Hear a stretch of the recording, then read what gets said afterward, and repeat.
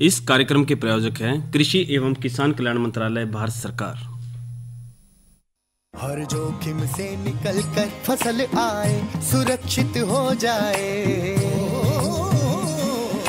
फसल बीमा से हर किसान अब आत्मनिर्भर हो जाए। संकट के समय प्रधानमंत्री फसल बीमा योजना किसानों के लिए वरदान है। अब सूखा पड़े या बाढ़ आ जाए, कोई डर नहीं। अब ओले पड़े या कीट पतंगे फसल खा जाए, कोई फिक्र नहीं, क्योंकि हमने लिया है प्रधानमंत्री फसल बीमा। बुआई से फसल कटाई तक हर जोखिम का दावा, न्यूनतम प्रीमियम पर अधिकतम भुगतान का वादा। योजना से हर साल जुड़ रहे हैं 5 करोड़ से ज्यादा किसान। अब आपकी है बारी। नजदीकी कृषि कार्यालय, सहकारी समिति, बैंक शाखा, अधिकृत बीमा कंपनी या जन सेवा केंद्र में स्वेच्छा से करा सकते हैं पंजीकरण। फसल बीमा पोर्टल या फसल बीमा ऐप द्वारा भी कराया जा सकता है पंजीकरण। प्रधानमंत्री फसल बीमा योजना, आपकी फसलों का संपूर्ण सुरक्षा कवच। कृषि एवं किसान कल्याण मंत्रालय, भारत सरकार। कार्यक्रम किसान वाणी सुनने वाले सारे बहन भाइयों ने विनोद मोरवाल की राम राम। भाइयों, मौसम दिना दिन बदलता जा रहा है और इब जो गर्मी की दस्तक वक्त ही अच्छी तरह आ ली है और भाई तो देखो घाम सो आता भी नहीं है और धीरे धीरे जो अब मौसम जिस तरह गर्मी का है साथियों, इस गर्मी के दौरान भी हमने अपने स्वयं का, अपनी फसलों का और डांगर डोर का सभी का ध्यान रखना पड़ेगा, क्योंकि साथियों जो समय के साथ अपडेट में रहेगा भाई वो बड़ी अतरिया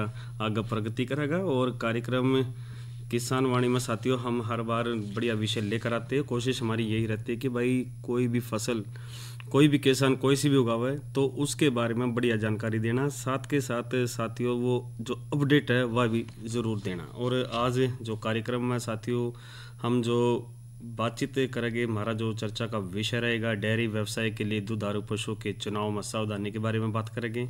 और आज की नसीहत के दौरान हम जो आज विषय लेकर आए साथियों, बागों में फलों की पक्षियों से रक्षा और प्राकृतिक खेती की भी बातचीत ज़रूर करेंगे, बीजामृत बनाने की विधि, और भाई मनोरंजन भी होता है और कुछ महत्वपूर्ण जानकारियाँ भी ज़रूर रहती हैं। लेकिन कार्यक्रम की जो शुरुआत हमेशा हम साथियों आज के कृषि प्रश्न से करते हैं और आज का जो कृषि प्रश्न है, सबसे कम गेहूँ किस जिले में होता है? तो भाई हरियाणा का उस जिले का नाम बताना आपने जो भाई सबसे कम गेहूँ उत्पादन होता है, और उस ज़िले का जो नाम साथियों आपको केवल SMS के माध्यम से हमारे को 6:50 से पहले आपको SMS करना है। और जो नंबर है 9466021336 यानी 94,660,21,336 पर साथियों इस जो प्रश्न का उत्तर है आप हमारे को ज़रूर दिए। और जो विजेता होगा साथियों उसका नाम भी बादशाह के बधाई भी दोगे और साथियों ज्ञान को जो आगे भी बढ़ाओगे सभी का। और नुका कर भाई जो ज्ञान हुआ करे सारा में साझा करना चाहिए, जो आपका सही उत्तर होगा उसको साझा भी करेंगे। तो साथियों बिना किसी देरी के 6:50 से पहले हमारे केवल SMS के माध्यम से आप हमारे को इसका उत्तर ज़रूर दीजिए और उसी को हम स्वीकार करेंगे। तो इस प्रश्न के बाद साथियों जो आज हम जो जानकारी लेकर आए साथियों, हम जो चर्चा करेंगे डेयरी व्यवसाय के लिए दुधारू पशुओं के चुनाव में सावधानी, क्योंकि साथियों नुका करें कि भाई जो चुनाव सही हो गया तो भाई आगे की सारी कार्रवाई बहुत बढ़िया रहा करे। और जब दूध व्यवसाय की बात करते तो भाई कृषकों के पास आजकल कृषि योग्य भूमि भाई दिना दिन इसकी जो प्रतिदिन कम होती जा रही है। और भाई आजकल जो सामान्य किसान के पास जो 10 एकड़ से भी कम कृषि भूमि है, और इस श्रेणी में के किसान भाई कृषि कार्यों के साथ साथ भाई जो सहायक धंधे आकर जिस तरह पशुपालन है उसकी तरफ आकर्षित हो रहे हैं, और जिसका मुख्य कारण भाई पशु व पशुओं के उत्पादन से उनकी आय है। और इसी कारण आज हरियाणा में भाई किसानों का जो रुझान है वो पशुपालन की तरफ भाई बढ़ता जा रहा है, जो कि उनके कृषि के लिए साथ साथ इसके अलावा जो आय का बहुत बढ़िया साधन है और काफ़ी लाभदायक भी है। और यही कारण है कि भाई उत्तर भारत में विशेषकर भाई हरियाणा की बात करें, पंजाब में बात करें, यूपी की बात करें, तो किसानों को जो भाई 100% कृषि आधारित नहीं है। और अगर किसी भी प्राकृतिक विपदा के कारण अगर कृषि उत्पादन कम होता है तो भाई पशुपालन उनकी मूल आवश्यकताओं को पूरा करने में सहायक करती है। तो साथियों इसमें पशुपालन व्यवसाय को और अधिक लाभदायक बनाने के लिए अगर जो पशुपालक इस काम में भाई वैज्ञानिक तरीके से अपनावा तो भाई उसके लिए ज़्यादा अच्छा लाभ रहा होगा और उनकी आय भी भाई ज़्यादा होगी। और इसलिए साथियों कुछ ध्यान रखने योग्य बात से जिस तरह भाई वो अपना लाभ ले सके। तो दुधारू गाय या फिर भैंस के चुनाव के लिए भाई मुख्यतः पशु की जो खरीद का स्रोत से, उसकी नस्ल से और उम्र से, स्वास्थ्य है और उसका विशेष हमने ध्यान रखना चाहिए। इसी तरह साथियों, जो दुधारू गाय या भैंस से दूर स्थान से न खरीद करें, जो स्थानीय जलवायु को ध्यान में रखना चाहिए, आसपास के क्षेत्र से चयन करना चाहिए, पशु उन्नत नस्ल का होना चाहिए, ये भी हमने ज़रूर ध्यान रखना चाहिए। इसी तरह जो पशु की जो आयुष है या गाय भैंस का है, प्राय हम देखें भाई पहली या फिर दूसरी ब्यात की खरीदनी भाई बढ़िया रहा करे। और संकर नस्ल की जो गाय की जो प्रथम ब्यात में लगभग उम्र भाई 28 से 32 महीने की और भैंस की उम्र 45 से 48 महीने से अधिक नहीं होनी चाहिए। इसका भी हमने ज़रूर ध्यान रखना चाहिए।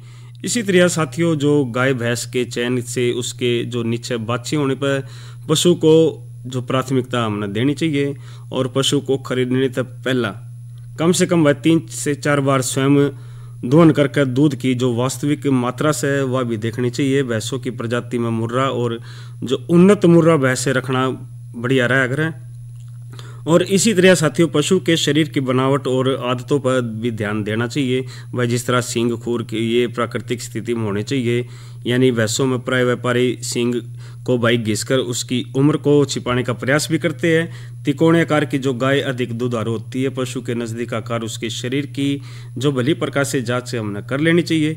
और भाई कदे कदे पशुओं में सींग को खुट्टे में मारने संबंधित जो दोष है वो भी देखा गया है, इसलिए भाई इसे पशुओं से हमने बचना चाहिए, वो खरीदने नहीं चाहिए। और इसी तरह साथियों, जो अधिक दूध उत्पादन के लिए भैंसों को प्रजाति में मुर्रा और उन्नत मुर्रा भैंस जो पालनी बढ़िया रहा करें। और इस नस्ल की जो भैंसें आजकल तो भाई देश विदेशों में काफ़ी चर्चित है। और हमारी जो केंद्र व प्रादेशिक सरकार द्वारा भाई जो नस्ल की भैंसों के लिए कई प्रकार की योजनाएं भी आरंभ की गई, तो इनके पालकों को विशेष सुविधाएं दी जा रही है। और भाई इसी तरह गायों में हॉलिस्टियन, फ्रीजियन, जर्सी सांड से पैदा संकर गाय जिस तरह अधिक से अधिक 62.5% विदेशी नस्लों को खून हो तो खरीदना चाहिए। और देसी नस्ल में भाई साहिवाल की बात कर ले, हरियाणा शुद्ध नस्ल की गाय इसमें हम खरीद सके हैं। इसी तरह साथियों, पशु के जो मालिक से पशु की जो बीमा संबंधित जानकारी भी लेनी चाहिए। आजकल भाई अच्छी गाय व भैंस काफ़ी उच्च दरों पर मिलती है, तो इसलिए भाई मालिक से पूछकर उसके जो बीमे के बारे में जानकारी ले वह, और पशु का बीमा ना हो तो बीमा अवश्य करा लेना चाहिए। तो साथियों, कुछ महत्वपूर्ण बात है, क्योंकि जो व्यवसाय के लिए हम जब पशु खरीदते हैं तो उसका जो चुनाव साथियों सोच समझ कर करना चाहिए, क्योंकि घाटे का सौदा कदे नहीं होना चाहिए। अगर जो छोटी छोटी बातों का हम ध्यान रखते हैं तो निश्चित तौर पर साथियों लाभ ले सके, यानी कि हारी बीमारी भी देखनी चाहिए, उसका व्यवहार भी देखना चाहिए और भाई बीमा भी देखना चाहिए। और वो सारी चीज़ अपडेट देख कर भाई जब हमने चीज़ लेनी चाहिए, क्योंकि साथियों जब पशु की बात करते हैं तो भाई लाख तक कमाता ही नहीं है, और जब बात अपने लिए होती है तो साथियों उसका चयन तो बहुत ज़रूरी है। तो साथियों ये बात हमने करी साथियों डेयरी व्यवसाय के लिए दुधारू पशु के चुनाव में सावधानी की बात करी थी। और आज की नसीहत के दौरान भाई बातचीत ज़रूर करेंगे बागों में फलों की पक्षियों से रक्षा, लेकिन साथियों मनोरंजन भी करवा देते। फिर उसके बाद आप अन्य जो चर्चा करेंगे कार्यक्रम किसान वाणी में।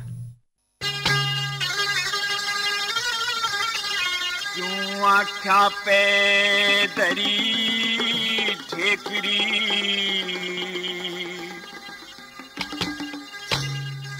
तन कोन्या बात पिछाणी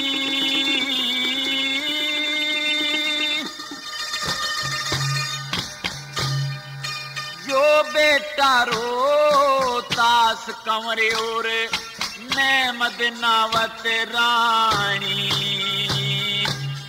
आख्या पे दरी ठेकरी तन कोन्या बात छाणी जो बेटा रो तास कंवरे और मैं मदनावत रानी।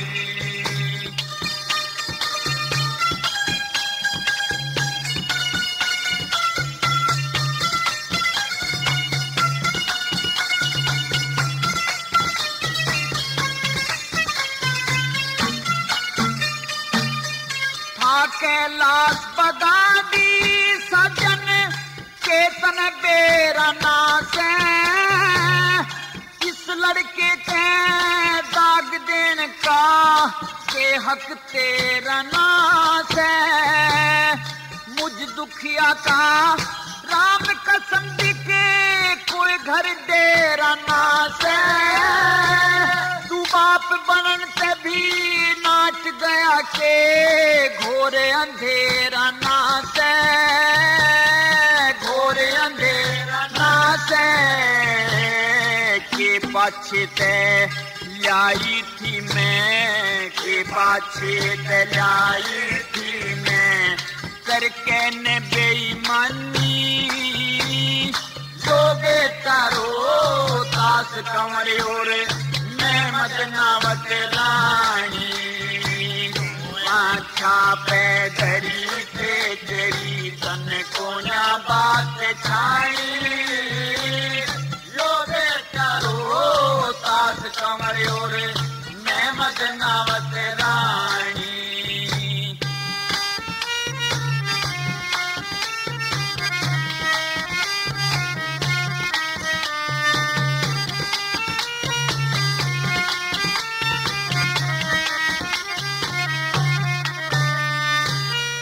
हद छाती बसे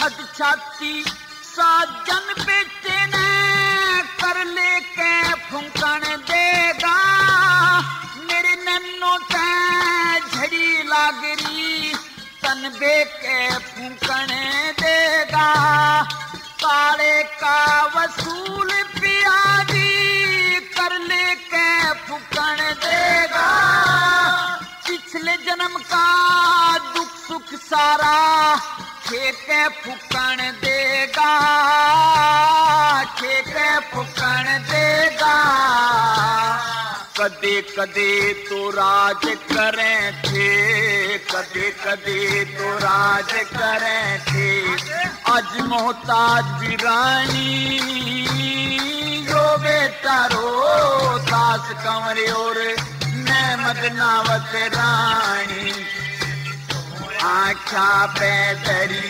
ठेकरी कोना बात छाई जो बेटा रो तास कंवरे और मैं मदनावत रानी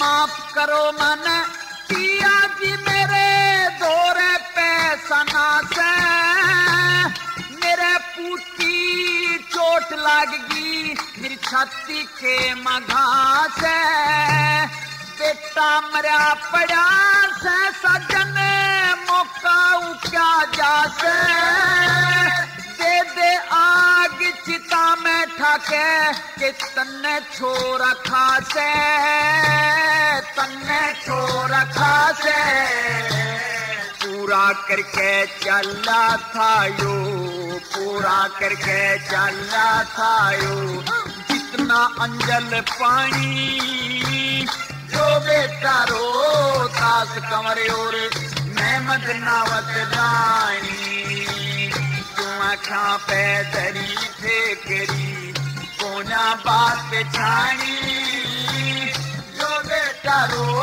तास कंवरे और मैं मदनावत रानी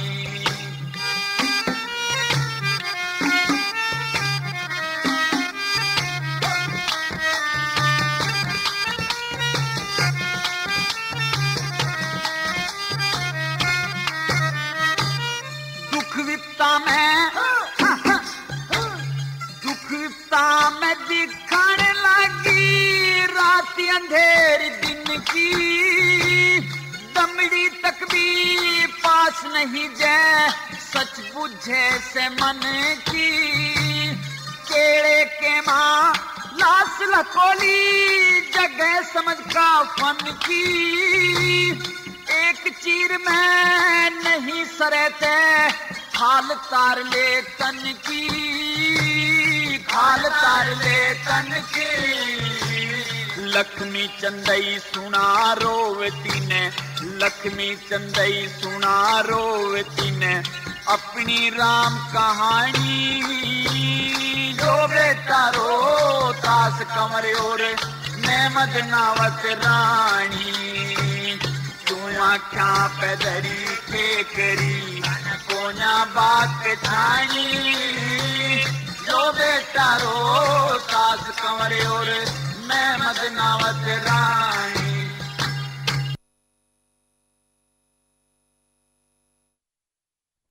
तो साथियों ये हमने रागनी सुनी और वास्तव में साथियों हमारा जो संगीत है, हमारी जो बोली में जो शब्द आते साथियों, वास्तव में ये ऐसा लगा है जिस तरह भाई हमने गा रखे है, क्योंकि कोई भी बातचीत हो जब हमारी बोली में आती, हमारी भाषा में आती है तो वह चीज़ बड़ी अलग गा करे और नुगा करे भाई अपनी भाषा मत है, अपनी बोली मत है, कोई भी बात हो वह बड़ी अलग गा करे। और वास्तव में साथियों हमारा जो संगीत है वो एक बढ़िया संगीत है और महत्वपूर्ण बात भी होती है, किस्से भी होते हैं और इन किस्सों के माध्यम से साथियों हम जीवन के रंग मंच को वो सारी प्रस्तुतियाँ उसके अंदर हम ज़रूर देते हैं। तो साथियों तो आकाशवाणी कुरुक्षेत्र से आप कार्यक्रम किसान वाणी सुन रहे हैं और बातचीत हमने इससे रागनी से पहले ज़रूर करी थी साथियों, जो डेयरी व्यवसाय के लिए जो दुधारू पशु के चुनाव में सावधानी के बारे में बात करी थी और बातचीत हम ज़रूर करेंगे आज की नसीहत के दौरान बागों में फलों की पक्षियों से रक्षा के बारे में, लेकिन साथियों मौसम की भी जानकारी ज़रूर दे देते हैं। तो आज का जो अधिकतम तापमान की बात करें तो 29 और जो न्यूनतम तापमान की बात करें तो 14 डिग्री सेल्सियस से रिकॉर्ड किया गया और आने वाले 24 घंटे की भी हम ज़रूर बात कर लेते हैं। अधिकतम 32 और जो न्यूनतम है 16 डिग्री सेल्सियस रहने की संभावना है और भाई तेज़ हवाएं चलेगी और ठंडा मौसम ज़रूर रहेगा। और अब बातचीत ज़रूर कर लेते साथियों, कल के कृषि कार्यक्रम की जानकारी के बारे में बातचीत ज़रूर करेंगे। और साथियों जो कल हम जो कार्यक्रम लेकर आए साथियों, कल है रविवार और रविवार को हमेशा की तरह हम जो कार्यक्रम लेकर आते हैं थारी चिट्ठी मारे गीत, और इसी तरह साथियों जो सोमवार को हम कार्यक्रम अंदाता लेकर आए हैं उसमें हम जो चर्चा का विषय हमारा रहेगा राष्ट्रीय हल्दी बोर्ड की बात के बारे में हम बातचीत करेंगे और नई फसल नई उमंग इस विषय पर हम जो बातचीत का जो हमारा विषय रहेगा बैल वाली सब्जी घिया की बिजाई के बारे में बात करेंगे और भाई दुधारू पशु में प्रजनन संबंधित समस्याएं व उपचार के बारे में भी बात ज़रूर करेंगे, क्योंकि साथियों चर्चाएं कोई भी हो वो सारी की सारी महत्वपूर्ण होती है। और इन सभी चर्चाओं के लिए साथियों हमारे जो कार्यक्रम हैं आप AIR कुरुक्षेत्र के जो YouTube चैनल है उससे भी इस कार्यक्रम को आप कभी भी कहीं भी सुन सकते हैं, क्योंकि हमारी कोशिश रहती है भाई किसी तो मान लो कोई छूट जाता कोई कार्यक्रम कोई इमरजेंसी आती है तो साथियों आकाशवाणी कुरुक्षेत्र का जो हमारा YouTube चैनल है उसको सब्सक्राइब कीजिए और हमारे जो महत्वपूर्ण जितने भी कार्यक्रम हैं वो सारे अपडेट उस पर हम अपलोड कर देते हैं और आप डाउनलोड कर सकते हैं और साथ के साथ उसको लाइव भी आप सुन सकते हैं। तो साथियों ये तो जानकारी हमारे आकाशवाणी कुरुक्षेत्र की। और अब बातचीत जो ज़रूर हम कर रहे हैं बागों में फलों की पक्षियों से रक्षा के बारे में बात करेंगे, क्योंकि साथियों फलों की जो रक्षा बहुत ज़रूरी है, क्योंकि पक्षी फल उत्पादकों के लिए समस्या पैदा ज़रूर करते हैं और कई खेतों या बागों पर पक्षी की जो क्षति न्यूनतम से और कुछ उत्पादकों के लिए भाई पक्षियों की समस्या काफ़ी हो सकती है, जिसके परिणाम स्वरूप भाई फलों की जो फसल का बड़ा हिस्सा भाई बर्बाद या क्षतिग्रस्त हो सकता है और भाई बड़ी आमदन दाम भी नहीं मिल पाता और उपस्थित सभी पक्षी प्रजातियों फलों को नुकसान नहीं पहुंचाती और सभी प्रजातियों के खिलाफ कोई नियंत्रण तकनीक प्रभावी नहीं होती। इसलिए भाई विभिन्न प्रजातियों में पर्यावरणीय कारणों के आधार पर अलग अलग वर्षों में क्षति हो सकती है, जिस तरह के भाई सूखे डंडे और आदि के कारण वैकल्पिक खाद्य स्रोतों की उपलब्धता, कीड़ों की अधिकता और मौसम पक्षियों की संख्या को प्रभावित करते हैं और उत्पादकों को नुकसान के लिए जिम्मेदार विशिष्ट पक्षी प्रजातियों के जो अक्सर अनजान होते हैं और विभिन्न प्रकार के प्रजातियों के लिए भाई अलग अलग प्रबंध और दृष्टिकोण की आवश्यकता होती है। तो जो घातक तरीके की बात करें तो भाई घातक तरीकों में पक्षियों को मारना, गोली मारना, फंसाना, धूणी जहर का काटना, अंडा और घोंसला नष्ट करना आदि शामिल है। अतीत में भाई घातक तरीकों को इस्तेमाल भारत में पक्षी के कीटों को नियंत्रण करने के लिए बड़े पैमाने पर किया जाता था, लेकिन भाई साथियों इसमें सावधानी जरूर रखनी चाहिए और किसी भी पक्षी प्रजाति को मारना अब भारत में गैर कानूनी है और जनता द्वारा अनुमोदित नहीं है। और भाई इसके तथ्यों के मद्देनजर इन दिनों भाई पक्षियों को प्रबंधन के घातक तरीकों की सिफारिश नहीं की जाती। और गैर घातक तरीके की बात करें तो साथियों वे पक्षियों की हत्या को शामिल नहीं करते, बल्कि उन्हें अपने पसंदीदा फसलों के खेतों से हटाने के उद्देश्य से करते हैं। तो सफल निरस्तीकरण के परिणाम स्वरूप भाई जो क्षति बड़े क्षेत्रों पर निवारक हो जाती है। तो इस प्रकार भाई अब आर्थिक चोट नहीं रहती, और यदि संबंधित प्रजातियों के वैकल्पिक खाद्य पदार्थ उपलब्ध है तो भाई पक्षी के दबाव का एक हिस्सा इसे खाद्य पदार्थों में स्थानांतरित हो सकता है, जो पसंदीदा फसल के भाई कुल नुकसान को कम करता है।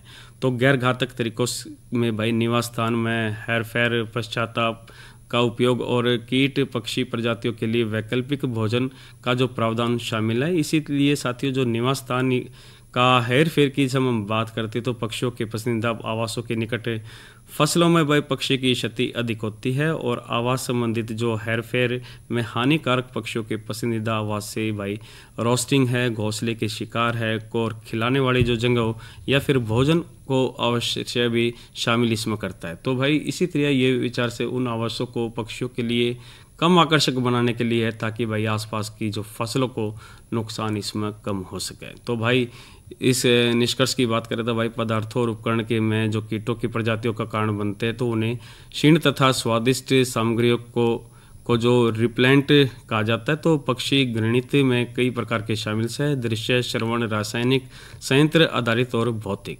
और भाई जो ड्रावणी दृश्य की जब हम बात करते हैं तो भारत में युगों से भाई ड्रावणी कोवे जिसे दृश्य रिप्लेंटेड का उपयोग हम करते हैं। तो अब तक ज्ञात सबसे आशाजनक जो दृश्य पक्षियों को विकर्षण प्रतिबिंबित टैप है, और यह एक पॉलीप्रोपाइलिन मेटेलिक शाइनिंग टेप्स है। और भाई इस तरह इसमें जो सूरज की रोशनी को चमकता हुआ प्रभाव दिखाता है और हवा में एक गुणवत्ता पैदा करता है, जिससे पक्षियों को डर इसमें लग गया। तो साथियों कुछ वैज्ञानिक तरीके हैं तो जिसके हम अपना कर साथियों पक्षियों से भी हम फसलों की रक्षा कर सकते हैं। इसी तरह भाई जो ड्रावणी ध्वनियाँ हैं पक्षियों को पारंपरिक रूप से शोर शराबे के साथ, पटाखे के साथ या फिर ड्रम और खाली डब्बे पीटकर पारंपरिक रूप से भाई डराया गया है।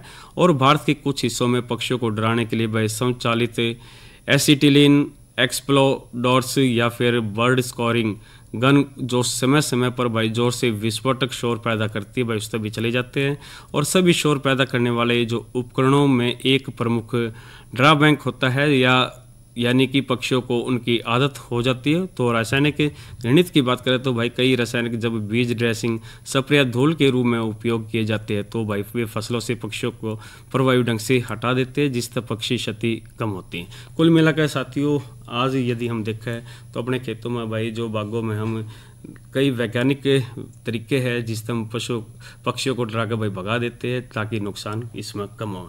और साथ के साथ साथियों जब देख रेख करते हैं तो सारी चीज़ व्यवस्था सुचारू रूप से बढ़िया रहती है। तो साथियों अब बातचीत ज़रूर कर लेते हैं। आज का जो कृषि प्रश्न कार्यक्रम की शुरुआत में हमने आपसे पूछा था कि भाई सबसे कम गेहूँ किस जिले में होता है।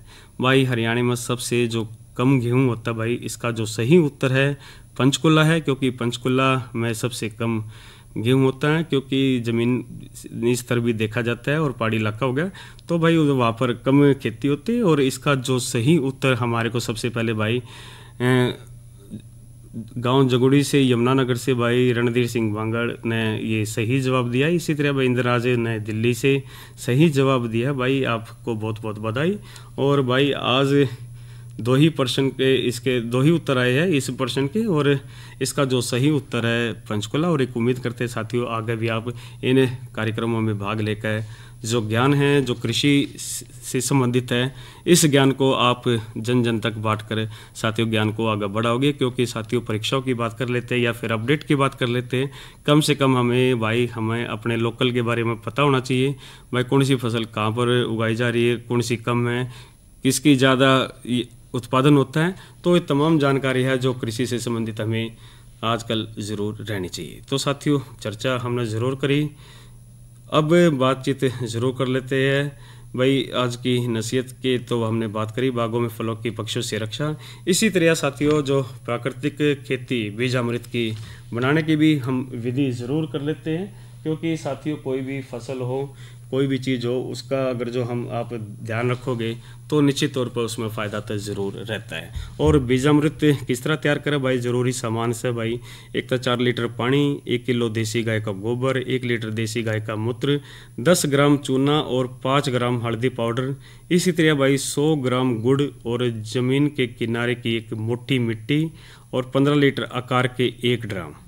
और भाई इसी तरह फिर और जो दूसरा सामान से गाय का 1 किलो गोबर सूती कपड़े में लेकर उसको बांध देना है और 4 लीटर पानी में भाई 12 घंटे तक उसमें डुबा कर इसमें कोर रखना है।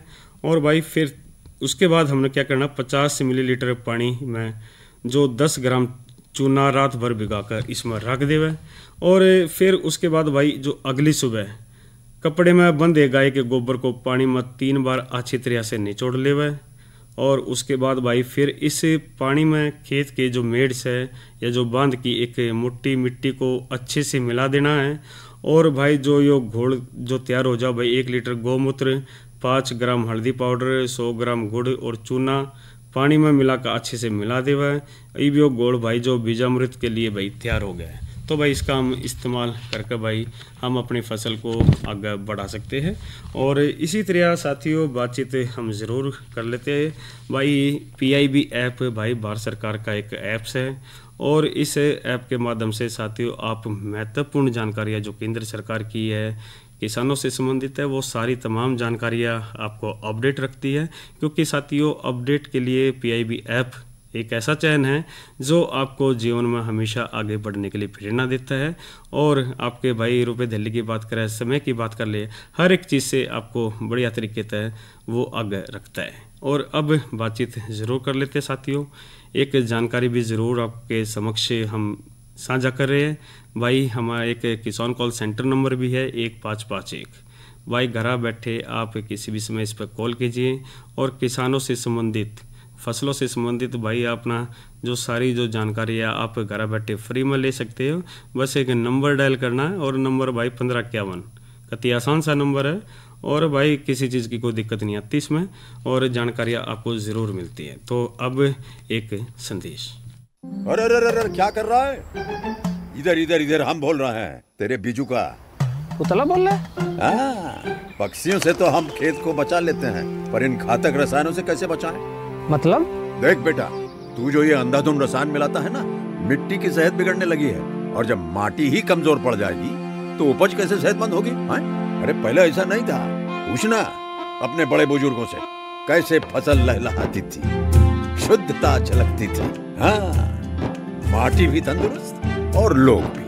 अरे अब पहली वाली बात कहाँ, पर अब तो सब यही डाले हैं। सब नहीं, आज भी लाखों जागरूक किसान परंपरागत विधि से फसल उगा रहे हैं। खर्चा कम और उपज की कीमत भी बेहतर पा रहे हैं। सच है?